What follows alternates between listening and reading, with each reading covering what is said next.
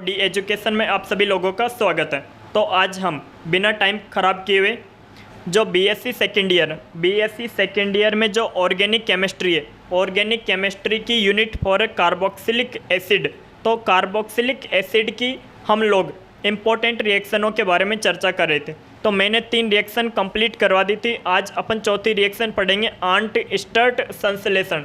इसमें क्या होता है कि एसिटिल क्लोराइड लिया जाता है। इस एसिटिल क्लोराइड की अभिक्रिया CH2N2 के साथ कराई जाती है। तो यहाँ पे कार्बन पे 2 हाइड्रोजन है, तो एक हाइड्रोजन और एक क्लोरीन निकल जाता है, तो -HCl निकल जाता है। इसकी -HCl निकल गया, आगे ये प्रोडक्ट बना। आगे इसमें क्या होता है कि ये N2 निकल जाता है, नाइट्रोजन N2 निकल जाता है। तो कार्बन की संयोजकता होती है 4। इनमें से एक संयोजकता से तो ये बॉन्ड बन रहा, ठीक है। 2 संयोजकता नाइट्रोजन में काम आ रही, एक संयोजकता हाइड्रोजन के साथ काम आ रही है। तो यहाँ से 2 नाइट्रोजन निकल गए, तो इस पर 2 इलेक्ट्रॉन मुक्त हो गए, इस पर 2 इलेक्ट्रॉन मुक्त हो गए। इसका आगे पुनर्विन्यास कराने पर यह प्रोडक्ट बनता है। यदि हम इसकी अभिक्रिया H2O के साथ कराएंगे, यदि इसकी अभिक्रिया H2O के साथ कराएंगे तो ऐसे यहाँ पे ये बॉन्ड टूटेगा और इस बॉन्ड के दोनों इलेक्ट्रॉन ये ग्रहण कर लेगा और इस पे आ जाएगा नेगेटिव और इस पर आ जाएगा, सॉरी यार, एक मिनट OH इस बॉन्ड के दोनों इलेक्ट्रॉन ये ग्रहण कर लेगा, इस पर आ जाएगा नेगेटिव और इस पर आ जाएगा पॉजिटिव। तो ये जो H2O है, HOH, तो हाइड्रोजन पे आएगा प्लस, OH पर आएगा माइनस, क्योंकि इसकी विद्युत ऋणता अधिक है, इसकी विद्युत ऋणता कम है। तो ये OH माइनस इस प्लस से जाकर जुड़ जाएगा और ये H इससे जाकर जुड़ जाएगा। तो क्या बनेगा CH3CH2COOH। तो अपन ने क्या लिया था, एसिटिल क्लोराइड लिया था और उस एसिटिल क्लोराइड से क्या बना दिया, मेथ एथ प्रोप, तो प्रोपेनोइक एसिड बना दिया।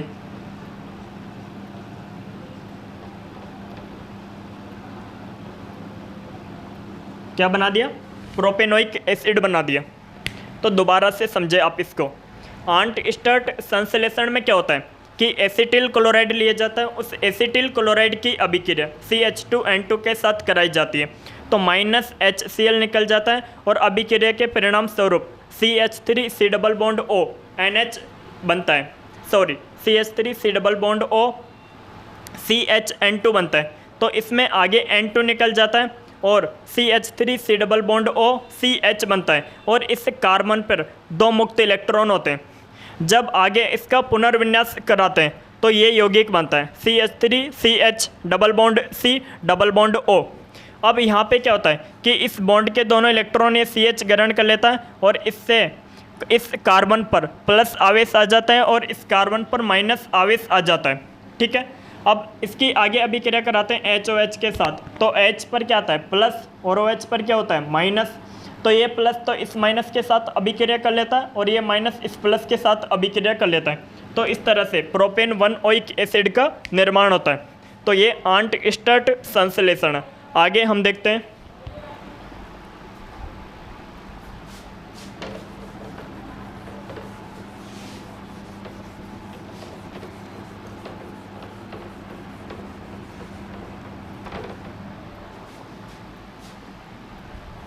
आगे हम पढ़ते हैं विलियमसन ईथर संश्लेषण। ये बहुत इंपॉर्टेंट रिएक्शन है, विलियमसन ईथर संश्लेषण।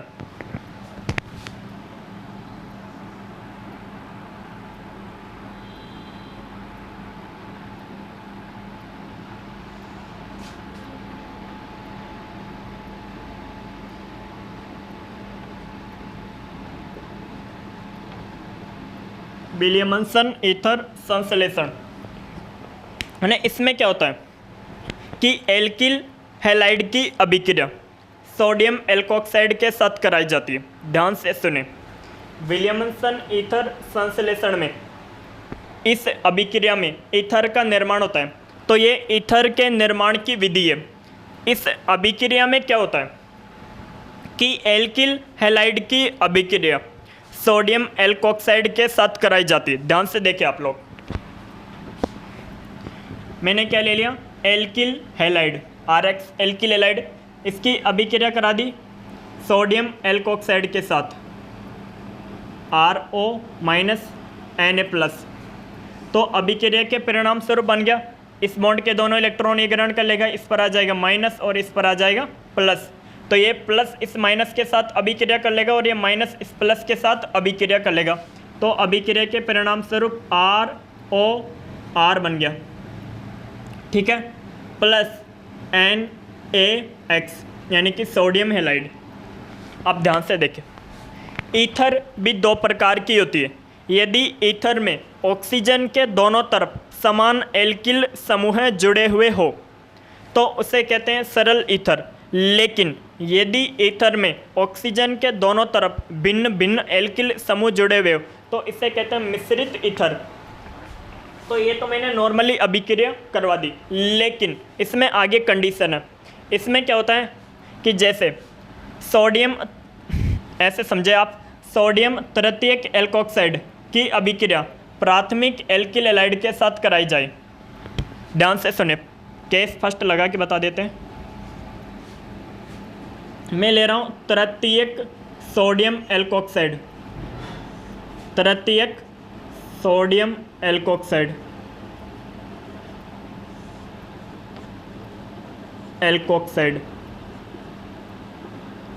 ठीक है। और इस तृतीयक सोडियम एल्कोक्साइड की अभिक्रिया करवा रहे हैं किसके साथ, प्राथमिक एल्किल हैलाइड के साथ, प्राथमिक एल्किल हैलाइड। आप अभिक्रिया समझें। यदि तृतीयक सोडियम एल्कोक्साइड की अभिक्रिया प्राथमिक एल्किल हैलाइड के साथ कराई जाती है तब ही ईथर बनता है, अन्यथा तृतीयक एल्किल हैलाइड की अभिक्रिया प्राथमिक सोडियम एल्कोक्साइड के साथ कराई जाती है तो ईथर नहीं बनता है, विलोपन अभिक्रिया होती है और इस विलोपन अभिक्रिया के परिणाम स्वरूप एल्कीन का निर्माण होता है। आप इसे ध्यान से समझें। मैंने केस फर्स्ट में क्या लिया, तृतीयक सोडियम एल्कोक्साइड लिया और प्राथमिक एल्किल हैलाइड लिया। तो लेते हैं जैसे CH3 CH3 CH3 O Na+, ये क्या है, तृतीयक सोडियम एल्कोक्साइड। इस तृतीयक सोडियम एल्कोक्साइड की अभिक्रिया मैं करा रहा हूँ प्राथमिक एल्किल हैलाइड के साथ। किसके साथ करा रहा हूँ, प्राथमिक एल्किल हैलाइड के साथ। तो इसमें क्या होता है कि जो हेलोजन समूह है, यहाँ पे जो ये हेलोजन समूह है, ये हेलोजन समूह ध्यान से समझे।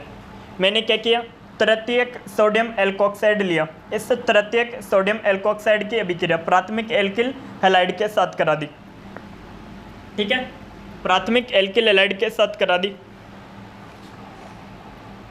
तो इस अभिक्रिया के परिणाम स्वरूप CH3 CH3 CH3 और OCH3 प्लस NaX बनता है, ये बना।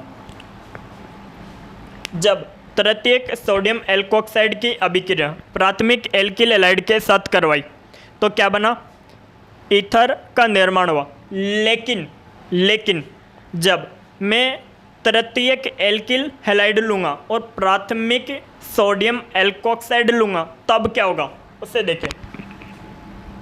क्या लिया, जैसे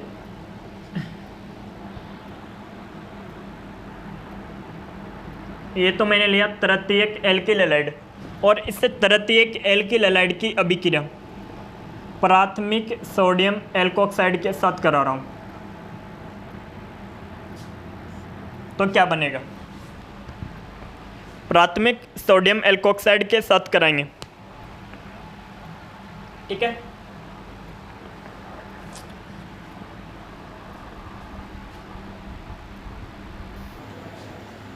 तो अपने क्या लिया, तृतीयक एल्किल हैलाइड लिया, उससे तृतीयक एल्किल हैलाइड की अभिक्रिया प्राथमिक सोडियम एल्कोक्साइड के साथ कराई तो क्या निकल गया, ये -NaX निकल गया, ठीक है। और इस अभिक्रिया के परिणाम स्वरूप CH3 CH3 CH3 और OCH3 बन गया। अब क्या होगा, यानी ये OCH3 बन गया। अब यहाँ पे ये हाइड्रोजन है और ये दोनों, ये CH3OH निकल जाएगा, यहाँ से निकलेगा हाइड्रोजन और यहाँ से निकलेगा ऑक्सीजन। ये इस बॉन्ड के दोनों इलेक्ट्रॉनों को ये ग्रहण कर लेगा, यहाँ पे इस बॉन्ड के दोनों इलेक्ट्रॉनों को ये ग्रहण कर लेगा। इस पर आ जाएगा नेगेटिव, इस पर आ जाएगा पॉजिटिव। तो मैं इसको यहाँ पे लिख देता हूँ। तो CH3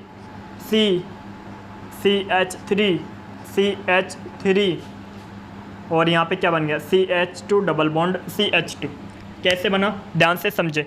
CH3 CH3 C और यहाँ पे भी CH3 था और यहाँ पे OCH3 था। इस बॉन्ड के दोनों इलेक्ट्रॉन ऑक्सीजन ने ग्रहण कर लिए, तो इस कार्बन पर आ गया प्लस आवेश।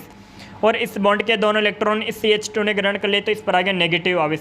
प्लस और माइनस ने आपस में अभिक्रिया कर ली और ये बन गया डबल बॉन्ड, इनके बीच में आ गया। और क्या निकल गया न, CH3OH निकल गया, न CH3OH निकल गया, ठीक है। अब आप ध्यान से समझे, मैंने क्या बताया था कि विलियमसन ईथर संश्लेषण अभिक्रिया में एल्किल हैलाइड की अभिक्रिया सोडियम एल्कोक्साइड के साथ कराई जाती है। यदि हम प्राथमिक एल्किल हैलाइड ले और तृतीयक सोडियम एल्कोक्साइड ले तो इस अभिक्रिया के परिणाम स्वरूप ईथर का निर्माण होता है।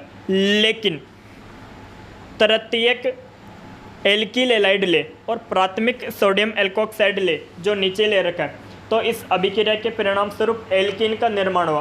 क्यों हुआ, क्योंकि ये जो सोडियम एल्कोक्साइड होता है, सोडियम एल्कोक्साइड परबल नाभिक इसने ही होता है और ये एल्किल हैलाइड के साथ विलोपन अभिक्रिया देता है। सोडियम एल्कोक्साइड परबल नाभिक इसने ही होता है और यह है एल्किल हैलाइड के साथ विलोपन अभिक्रिया देता है, ठीक है।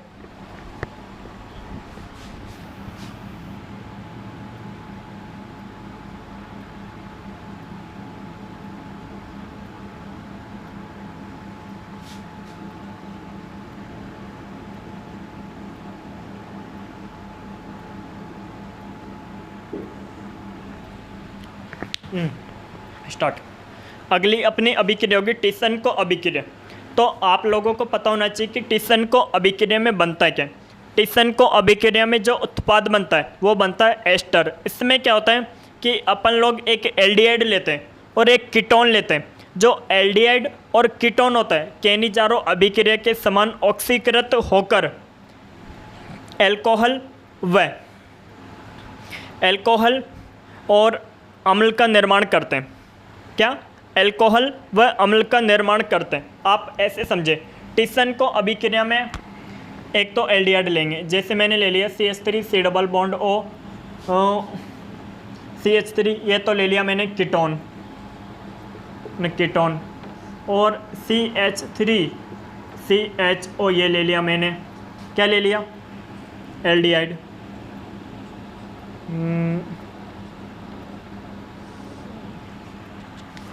अब ध्यान से समझे, मैंने थोड़ा सा गलत बोल दिया, माई मिस्टेक होगी। अब आप लोग ध्यान से समझे, जो टिसन को अभिक्रिया होती है, टिसन को अभिक्रिया में एल्डिहाइड व कीटोन केनिजारो अभिक्रिया के समान ऑक्सीकृत व अपचयित होकर, अब इनमें से कोई सा भी ऑक्सीकृत हो सकता है और कोई सा भी अपचयित हो सकता है। ऑक्सीकृत का मतलब ऑक्सीकरण, अपचयित का मतलब अपचयन। ऑक्सीकृत व अपचयित होकर यानी ये ऑक्सीकृत होकर अम्ल का निर्माण करता है CH3 C double bond O OH। और ये जो कीटोन एल्डिहाइड के अपचयन से बनता है एल्कोहल। क्या बनता है, एल्डिहाइड के अपचयन से बनता है एल्कोहल, तो CH3 CH2OH। आप लोगों के समझ में नहीं आएगा, दोबारा समझे। टिसन को अभिक्रिया में एल्डिहाइड और कीटोन कोई सा भी ऑक्सीकृत हो सकता है, कोई सा भी अपचयित हो सकता है। ऑक्सीकृत व अपचयित होकर एक तो अम्ल बनाएगा और एक एल्कोहल बनाएगा, एक अम्ल बनाएगा, एक एल्कोहल बनाएगा। और ये अम्ल और एल्कोहल आपस में अभिक्रिया करके ये अम्ल और एल्कोहल आपस में अभिक्रिया करके एस्टर का निर्माण करते हैं। कैसे करते हैं देखो आप लोग न, CH3 C double bond O OH, इसकी अभिक्रिया करा देता हूँ मैं, OH CH2 CH3, तो क्या निकल गया, ये अपना निकल गया H2O, ठीक है। और क्या बन गया, ester, CH3 C double bond O CH2 CH3, क्या बन गया, CH3 C double bond O CH2 CH3, aceto acetic ester का निर्माण हो गया, एसिटो एसिटिक एस्टर का निर्माण हो गया। दोबारा से समझे आप लोग, टिसनको अभिक्रिया में एल्डिहाइड और कीटोन आपस में केनिजारो अभिक्रिया के समान ऑक्सीकृत व अपचयित होकर एल्कोहल और अम्ल बनाएगा।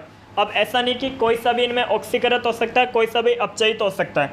मन मर्जी आई जो तो एल्डिहाइड लो और मन मर्जी आई जो कीटोन लो, कोई दिक्कत नहीं है, वो आपस में ऑक्सीकृत होएगा, कोई से को भी ऑक्सीकृत कर दो, कोई से को भी अपचयित कर दो। इन दोनों के परिणाम स्वरूप एक अम्ल बनेगा, एक एल्कोहल बनेगा, और ये अम्ल और एल्कोहल आपस में अभिक्रिया करके एस्टर का निर्माण करेंगे। ये कौन कहती है, टिसनको अभिक्रिया। कौन कहती है, टिसनको अभिक्रिया।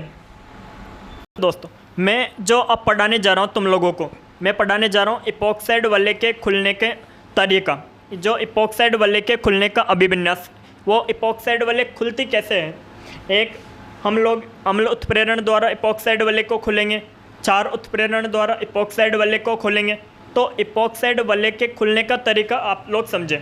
पहले आप समझें कि इपॉक्साइड होता क्या है, इपॉक्साइड का निर्माण कैसे किया जाता है। तो इपॉक्साइड का निर्माण करने के लिए मैग्नीशियम मोनोपरऑक्सीथेलेट का उपयोग किया जाता है, मैग्नीशियम मोनोपरऑक्सीथेलेट का उपयोग किया जाता है। आप इसकी स्ट्रक्चर समझें, ये बेंजीन होती है, ठीक है, और यहाँ पे COOH, यहाँ पे होता है COO माइनस, नीचे 2 और Mg या Mg, इस तरीके से कर सकते हैं आप लोग, Mg+2। ध्यान से समझें, ये इस यौगिक का उपयोग करके इपॉक्साइड वलय का निर्माण किया जाता है। ये क्या है, मैग्नीशियम मोनोपरऑक्सीथेलेट। क्या है, मैग्नीशियम मोनोपरऑक्सीथेलेट, ठीक है। अब आप लोग ध्यान से समझें, हम लोगों को इपॉक्साइड वलय के खुलने का तरीका समझना है। अब मैं देखो, ये अपन ये लेंगे इपॉक्साइड CH2CH2O, ये क्या है, एथिलीडिन ऑक्साइड। क्या है ये, एथिलीडिन ऑक्साइड।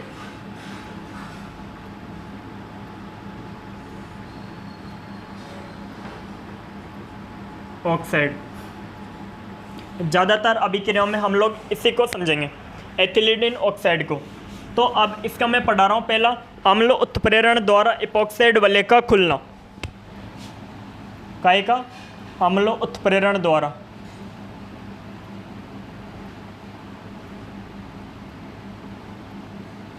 अम्ल उत्प्रेरण द्वारा इपॉक्साइड वलय का खुलना। तो इसमें इसकी अभिक्रिया कराएंगे किसके साथ, H+ के साथ। तो क्या होगा, ये जो ऑक्सीजन है इस बॉन्ड के दोनों इलेक्ट्रॉनों को अपनी ओर खींच लेगा। तो इस ऑक्सीजन पर आ जाएगा माइनस और इस पर आ जाएगा प्लस। तो यहाँ पे क्या बनेगा, अब ये माइनस पे ये H+ आकर जुड़ जाएगा, तो CH2OH और CH2 इस पर आ गया प्लस। अब फिर इस पर OH- की अभिक्रिया कराऊंगा। अम्ल उत्प्रेरण में पहले अम्ल की अभिक्रिया कराएंगे और क्षार उत्प्रेरण में पहले क्षार की अभिक्रिया करवाएंगे। ऐसे नहीं होता कि जैसे दो टाइप की अभिक्रिया होती है, एक होती है इलेक्ट्रॉन स्नेही योगात्मक अभिक्रिया, एक होती है नाभिक स्नेही योगात्मक अभिक्रिया। इलेक्ट्रॉन स्नेही योगात्मक अभिक्रिया में पहले इलेक्ट्रॉन स्नेही आक्रमण करता है और बाद में नाभिक स्नेही आक्रमण करता है। करते दोनों हैं, इलेक्ट्रॉन स्नेही भी करता है, नाभिक स्नेही भी करता है, लेकिन इलेक्ट्रॉन स्नेही में पहले इलेक्ट्रॉन स्नेही आक्रमण करेगा, प्लस वाला आक्रमण करेगा। वैसे ही अम्ल उत्प्रेरण में पहले H+ अम्ल आक्रमण करेगा, फिर क्षार आक्रमण करेगा। तो क्या बन जाएगा CH2OH CH2OH। ये क्या है? अम्ल उत्प्रेरण द्वारा वलय का खुलना। लेकिन इसमें एक और इम्पोर्टेंट रिएक्शन पूछेगा वो आपसे। यहाँ पे CH3 न CH3 और यहाँ पे ऑक्सीजन, यहाँ पे CH और यहाँ पे यानी कि CH2 लिख देता हूँ। आप ध्यान से समझेंगे। हम लोग क्या पढ़ रहे हैं? अम्ल उत्प्रेरण द्वारा वलय का खुलना। ठीक है, जब असम्मित वलय दी गई हो, ध्यान से समझेंगे। जब असम्मित इपॉक्साइड, ये क्या है? असम्मित इपॉक्साइड। जब असम्मित इपॉक्साइड दिए गए हो तो उस ये जो ऑक्सीजन होता है, यानी जब असम्मित इपॉक्साइड दिया गया हो तो इस कार्बन परमाणु पर यानी कि 1 और 2 प्रतिस्थापी है। ये क्या है? असम्मित इपॉक्साइड। और इस असम्मित इपॉक्साइड में इस कार्बन परमाणु पर 2 प्रतिस्थापी है। तो क्या होगा? इस बॉन्ड के दोनों इलेक्ट्रॉन ये ग्रहण कर लेगा ऑक्सीजन, इस पर आ जाएगा प्लस। क्या गया? प्लस। तो ध्यान से समझे, यहाँ पे क्या बन गया? CH3 CH3 प्लस CH2 और यहाँ पे बन गया ये O-, O पे माइनस बन गया। क्या बन गया? O-। तो इसको अपने यहाँ इस तरीके से लिख दें।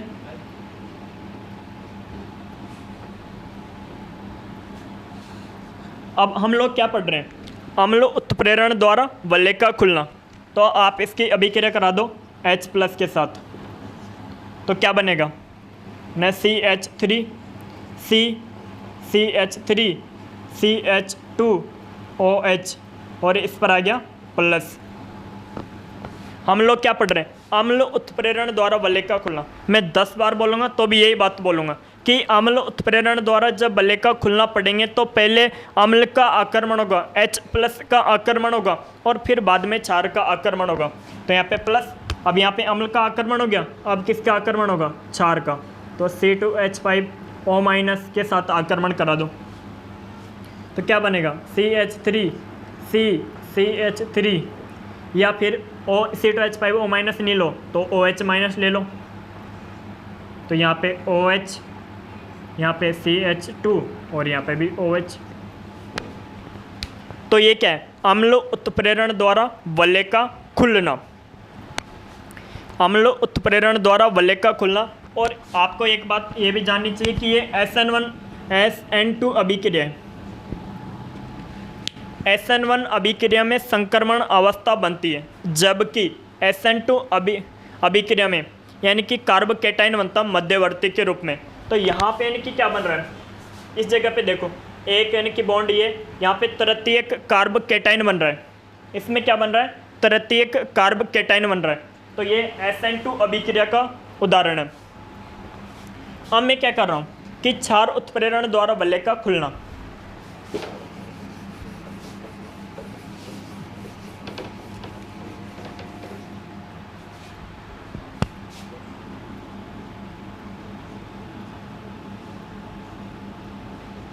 क्षार उत्प्रेरण द्वारा वलय का खुलना, जैसे वही पहले वाला CH2 एथिलीडिन ऑक्साइड। अब इस पर पहले आक्रमण किसका होगा? यानी कि श्योर की क्षार का आक्रमण होगा। तो इस पर पहले आक्रमण होगा यानी कि C2H5O- का। तो क्या होगा? इस बॉन्ड के दोनों इलेक्ट्रॉन ये ग्रहण कर लेगा, तो इस पर आ गया नेगेटिव और इस पर आ गया पॉजिटिव। तो यहाँ पे बना CH2O पे माइनस और ये जो यहाँ पे CH2 बनेगा इस पर प्लस आएगा और इस प्लस से ये C2H5 जुड़ जाएगा। जुड़ गया। फिर किसका आक्रमण होगा? अम्ल का आक्रमण होगा, H+ का आक्रमण होगा। तो CH2OH OC2H5।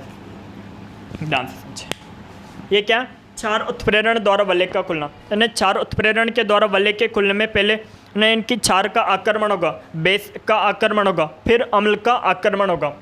आप ऐसे भी समझें, ये मैं कोई वलय ले रहा हूँ, जैसे यहाँ पे ले लिया मैंने CH2OH और यहाँ पे CH2CH3 ले लिए। यहाँ पे मैंने इस तरह से ये यौगिक ले लिया, यहाँ पे CH2 ऑक्सीजन, ये CH3, ये असम्मित वलय हैं। कैसी वलय? असम्मित वलय हैं। असम्मित इपॉक्साइड है। पहले वाला जो लिया था वो भी असम्मित इपॉक्साइड था। अब इस पर में किसका आक्रमण होगा? पहले इस पर, इस बॉन्ड के दोनों इलेक्ट्रॉन। अब ध्यान से सुनना, अब किस पर प्लस आएगा और किस पर माइनस आएगा, ये ध्यान से सुनना है। इन अभिक्रियाओं में कोई दिक्कत नहीं है। CH2 ऑक्सीजन, यहाँ पे तो कोई से प्लस पे, कोई से भी पर भी प्लस आ जाएगा, कोई दिक्कत नहीं, लेकिन यहाँ पे दिक्कत आ जाएगी। ये असम्मित इपॉक्साइड है। अब इसमें किस पर है ना प्लस आएगा और किस पर माइनस आएगा? तो ये जो कार्बन है, इस कार्बन पर त्रिविम जो बाधा है न्यूनतम है। ध्यान से सुनना, मुझे किसका आक्रमण करवाना है? नाभिक स्नेही का आक्रमण करवाना है। किसका आक्रमण करवाना है? नाभिक स्नेही का आक्रमण करवाना है। क्यों करवाना है? क्योंकि मैं जो पढ़ा रहा हूँ वो पढ़ा रहा हूँ क्षार उत्प्रेरण द्वारा वलय का खुलना। तो क्षार उत्प्रेरण के द्वारा वलय के खुलने में पहले नाभिक स्नेही का आक्रमण होता है, फिर बाद में नाभिक स्नेही का आक्रमण होगा या क्षार का आक्रमण होगा। बात तो वही है नहीं, क्योंकि क्षार जो होता है वो नाभिक स्नेही होता है। तो पहले नाभिक स्नेही का आक्रमण होगा, नाभिक स्नेही का आकार बड़ा होता है। अब ध्यान से सुनना, इस पर हाइड्रोजन है, इस पर इनकी छोटे आकार के अणु है। अब इस पर इनकी बड़े आकार का इस पर CH3 जुड़ा हुआ है। जब इस पर इनकी नाभिक स्नेही आक्रमण करेगा तो नाभिक स्नेही के आक्रमण में इनकी ये बाधा उत्पन्न करेगा, ये त्रिविम बाधा उत्पन्न करेगा न, त्रिविम बाधा उत्पन्न करेगा। ऐसे समझे न, जैसे कोई एक आदमी है। अब यहाँ पे एक आदमी के दोनों तरफ यानी छोटे छोटे बच्चे हैं, कोई दिक्कत नहीं है। इस और एक आदमी है, एक आदमी के पास एक यानी कि यहाँ पे एक बड़ा सांड सा व्यक्ति है और 2 छोटे छोटे व्यक्ति है। तो ये जो छोटा यानी एक आदमी के साथ छोटे छोटे व्यक्ति है, इस व्यक्ति पर इनके पहले आक्रमण कर सकते हैं अपन, झटाक दंड से एक आक्रमण कर सकते हैं, कोई दिक्कत नहीं आएगी। तो यहाँ पे त्रिविम बाधा न्यूनतम है और इस पर त्रिविम बाधा ज़्यादा है। तो जो नाभिक स्नेही का आक्रमण होगा, इस कार्बन पर नाभिक स्नेही का आक्रमण होगा, तो नाभिक स्नेही, अब इस पर नाभिक स्नेही का आक्रमण होने के लिए इस कार्बन पे चाहिए प्लस। प्लस कब आएगा? जब इस बॉन्ड के दोनों इलेक्ट्रॉन ग्रहण कर लेगा। इस पर पॉजिटिव, इस पर इनकी माइनस। ठीक है, तो क्या बन गया? CH2 प्लस न CHO माइनस और CH3। ठीक है, अब यहाँ पे CH2 न CHO माइनस न CH3। अब ये नाभिक स्नेही का आक्रमण करा देते हैं। C2H5O माइनस, ये नाभिक स्नेही है और यहाँ पे प्लस। अब यहाँ पे नाभिक स्नेही का आक्रमण कुछ इस तरह से होगा, C2H5 ना O न CH2CHO माइनस और यहाँ पे CH3। ये अपने प्रोडक्ट बन गया। ठीक है, अब क्षार उत्प्रेरण द्वारा वलय का खुलना पड़ रहे हैं। तो पहले नाभिक स्नेही का आक्रमण हो गया, फिर किसका होगा? इलेक्ट्रॉन स्नेही का आक्रमण होगा, अम्ल का आक्रमण होगा। तो यहाँ पर आप इस पर H प्लस का और आक्रमण हो जाएगा। तो क्या बनेगा? C2H5O CH2CHOH और ये बनेगा CH3। तो इस तरह से इपॉक्साइड वलय के खुलने का अभिविन्यास। आज के लिए इतना ही, बाकी बाद में मिलेंगे। जब तक के लिए जय हिंद साथियों।